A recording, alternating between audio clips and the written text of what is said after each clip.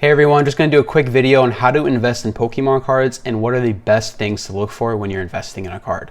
So first, let's get started in the type of cards. So there are a lot of different types of Pokemon cards out there, but there are a lot more rare than each other. So the number one thing that I would tell you to do is look for how rare a Pokemon card is and how rare and how tough it would be for that card to be pulled. So for example, on the left side, we have a Nidoking card, and you want to look at also the condition and then the set that it comes from. So it'll be indicated by a little symbol.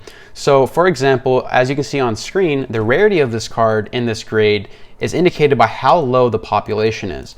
So there's only 80 cards that are in a PSA 10. I happen to have a 9, and there's only 220 of these cards in the world. So I like to stay under 350 card population size when I'm investing in a PSA 9, purely because that means that if I buy a card and it's under 350 population size, and if I go on eBay, there's less chances of other people listing that same card on eBay to undercut me.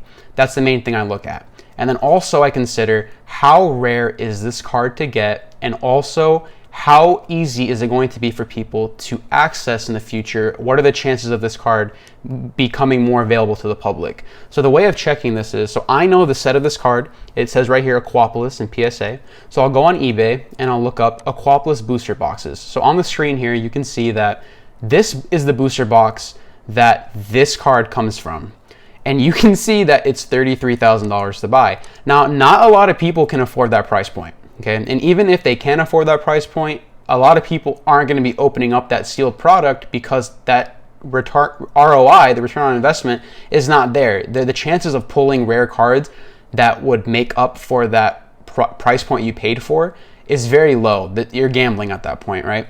So the cards that I look into investing for is I want to make sure that the booster boxes or packs that they come out of are extremely rare. This is a very rare set. Aquapolis is one of the last Wizard of the Coast sets, Wizard of the Coast printed, and because of that, that makes it attractive for me to invest in the rare cards in it, because that means that the population size, as we can see here, is going to increase at a very slow rate. So between 2018, we can see it's 112 cards here, and then by 2020, it's about 220 cards. So it increased by roughly 100 cards over the span of 2 to 3 years, right?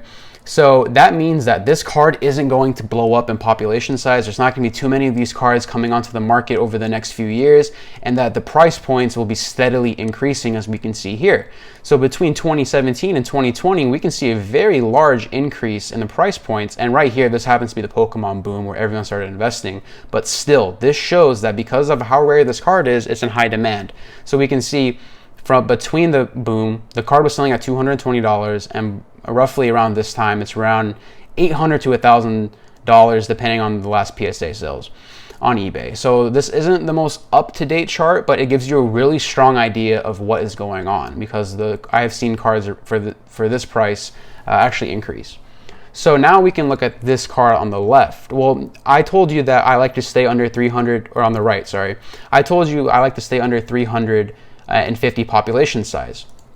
Well, we can see here that this card is 370. I purchased this card when it was under 350 population size, and I bought it for the same exact reason. So this is the booster box that this card comes out of.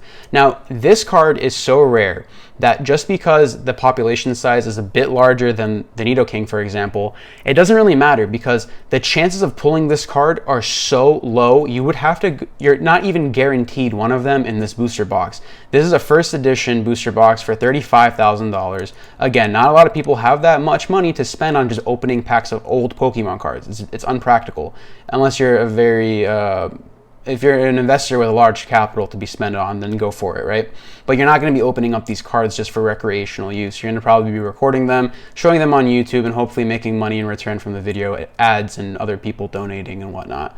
So because of that, the chances of pulling this card is not even guaranteed in this booster box. So because of that, that makes this card very much desirable, and it doesn't really matter. This is one of those cards where even if it does increase in population size, the price won't be affected that much. So if we go to the population report, we can see also that there's a steady increase in this from the past couple of years in population size, but it's not huge.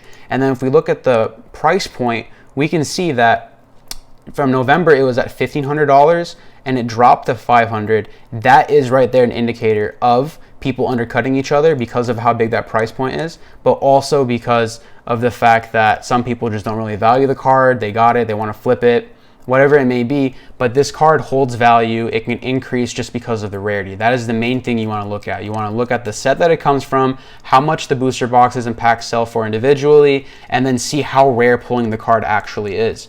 So I want to show you guys a card that I actually invested for the first time. This is the first card I ever purchased, and I sold it. Why did I sell it? So I didn't really feel any emotional attachment to it, didn't really care for it. It was a cool card, one of the first cards I bought in a PSA, cool.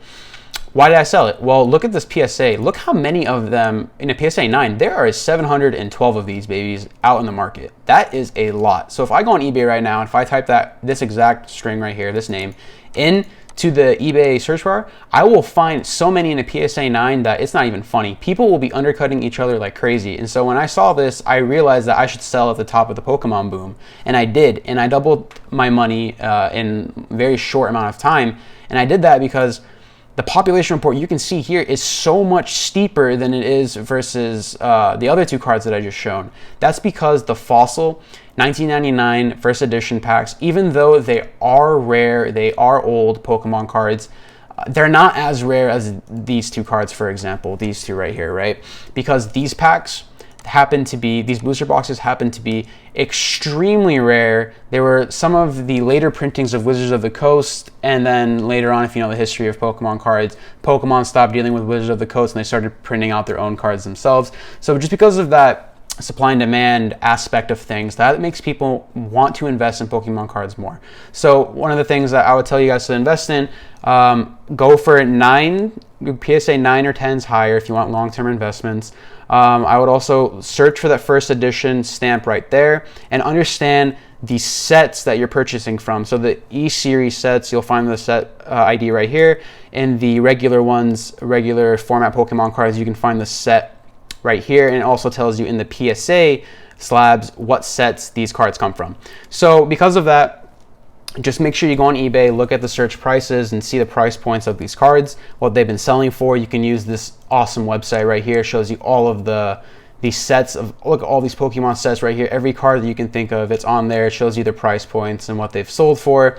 If you want to look for the older cards right here, these 4 rows, 5 rows, these are the oldest sets. And right here, these 3 happen to be some of the rarest sets. So if you're looking for long-term investments, go for the rarer cards, go for the cards where the booster boxes are at a high price point, and go for cards where it's very tough to pull them out of those boxes, because let's say if somebody does open one of those boxes and they pull that card, well, that's another card they're going to be entering into the market that are going to compete with your price points, and that will hurt your investment. So guys, those are just a few things to keep in consideration when you're investing in Pokemon cards. I hope that was helpful. If it was, leave a like, and I'll be back for more in the future.